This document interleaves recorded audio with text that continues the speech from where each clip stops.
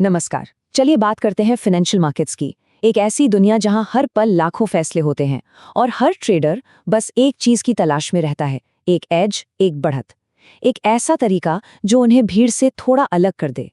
आज की हमारी ये चर्चा इसी बढ़त को डिकोड करने के बारे में है। चार्ल्स डार्विन की ये बात कमाल की है ना? और ये सिर्फ जंगल के बारे में नहीं है, ये ट्रेडिंग की इस बेरहम दुनिया पर भी बिल्कुल सटीक बैठती है। यहाँ भी सर्वाइवल का मतलब है अपने माहौल के हिसाब से सबसे अच्छी तरह ढल जाना। तो सवाल ये उठता है कि फाइनेंशियल मार्केट्स की इस उथल-पुथल भरी दुनिया में ट्रेडर्स ढलते कैसे हैं, सर्वाइव कैसे करते हैं?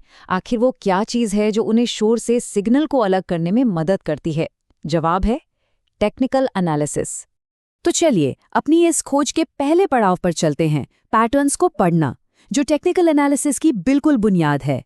यहाँ हम समझेंगे कि वो कौन से सिद्धांत हैं जिन पर ये पूरी इमारत खड़ी है और क्यों इसे अडैप्ट करने का एक प्राइमरी टूल माना जाता है। तो ये टेक्निकल एनालिसिस आखिर है क्या चीज़? देखिए, सीधे सीधे कहें तो ये मार्केट के पास्ट एक्शन, मतलब कीमत और वॉल्यूम की स्टडी है। ये चार्ट्स जैसे विजुअल्स, थोड़ी मैथ्स और इन्वेस्टर्स के बिहेवियर की समझ पर आधारित है। ये कोई जादू की छड़ी नहीं है जो भविष्य बता दे, बल्कि ये संभावनाओं को तौलने का एक फ्रेमवर्क है। अब इस तस्वीर को देखिए, हम चार्ट्स के विकास को देख सकते हैं। एक सीधी साधी लाइन से हम डेटा से भरे कैंडल चार्ट तक आ गए हैं। क्यों? क्योंकि हर कैंडल अपने आप में एक कहानी कहती है। वो एक ही झलक में हमें ओपन, क्लोज, हाई और लो प्राइस सब बता देती है। असल में ये खरीदारों और विक्रेताओं के बीच की जंग को दिखाती है। मकसद बस इतना है कि मार्केट एक्शन को देखकर गहरी समझ हासिल की जा सके। तो बेसिक्स तो समझ आ गए। अब थोड़ा आगे बढ़ते हैं और देखते हैं कि आजकल के एनालिस्ट ट्रेडिशनल तरीकों से भी आगे क्या कर रहे हैं। हमारा दूसरा हिस्सा है बेसिक से परे नए फ्रंटियर्स की खोज। पहला नया नजरिया है रिलेटिव स्ट्रेंथ का। मतलब बात सिर्फ ये नहीं है कि कोई एसेट कैसा परफॉर्म कर रहा है, सवाल ये है कि वो बाकियों के मुकाबले कैसा परफॉर्म कर रहा है। क्या वो अपने सेक्टर से बेहतर है? क्या वो पूरे मार्केट को बीट कर रहा है? जूलियस डी कैंपेनेरर की ये बात सोचने पर मजबूर कर देती है। हम अक्सर पूछते हैं, मुझे क्या खरीदना चाहिए? लेकिन क्या हो अगर सही सवाल ये हो कि मुझे किस चीज़ से दूर रहना चाहिए? अगर हम सबसे खराब परफॉर्म करने वाले एसेट से बच सकें, तो बेहतर नतीजे काफ़ी हद तक अपने आप मिल जाते हैं। ये जीतने के लिए नहीं, बल्कि हार से बचने के लिए खेलने जैसा है। अब आते हैं दूसरे फ्रंटियर पर, मार्केट प्रोफाइल के जरिए भीड़ का एक नक्शा बनाना। ये देखने का एक बिल्कुल अनोखा तरीका है कि मार्केट में लोग सबसे ज्यादा एक्टिव कहाँ हैं। ये स्लाइड बहुत अच्छे से दिखाती है कि ये काम कैसे करता है।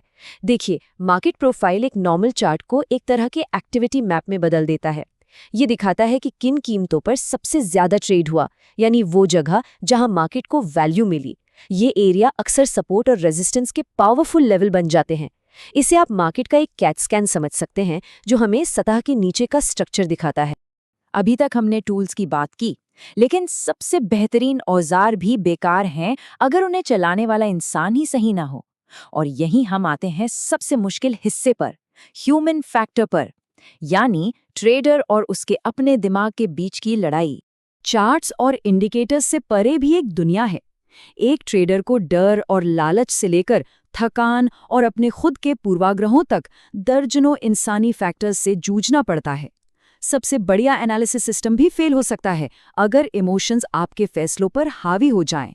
लेकिन यहीं पर एक मजेदार विरोधाभास है। हमारा दिमाग अविश्वसनीय रूप से शक्तिशाली भी है।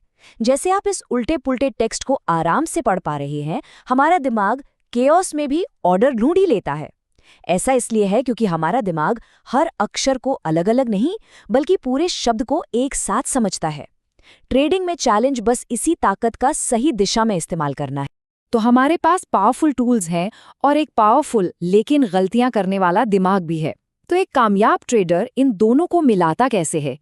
चलिए इस सफर के आखिरी पड़ाव पर चलते हैं, मॉडर्न ट्रेडर का कंपास, एक डिसिप्लिन फ्रेमवर्क बनाना।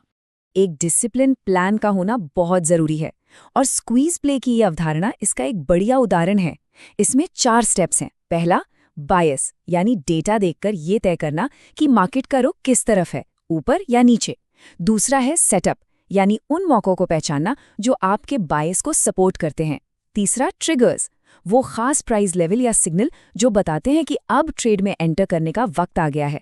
और आखिर में मॉनिटरिंग, यानी ट्रेड में आने के बाद अपने स्टॉप लॉस और प्रॉफिट टारगेट को मैनेज करना। ये एक रूल्स पर आधारित सिस्टम है जो अंदाजे और इमोशनल फैसलों की गुंजाइश को कम करता है। तो इस पूरी चर्चा से हम क्या सीख सकते हैं? पहली बात तो ये कि टेक्निकल एनालिसिस कोई जादू की छड़ी नहीं है, बल्कि एक टूल बॉक्स है जो लगातार बेहतर हो रहा है। दूसरी, एक ट्रेडर की साइकोलॉजी को समझना उतना ही जरूरी है जितना एक चार्ट को पढ़ना।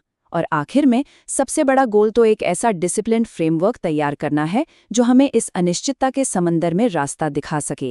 तो हम आपको इसी सवाल के साथ छोड़ जाते हैं।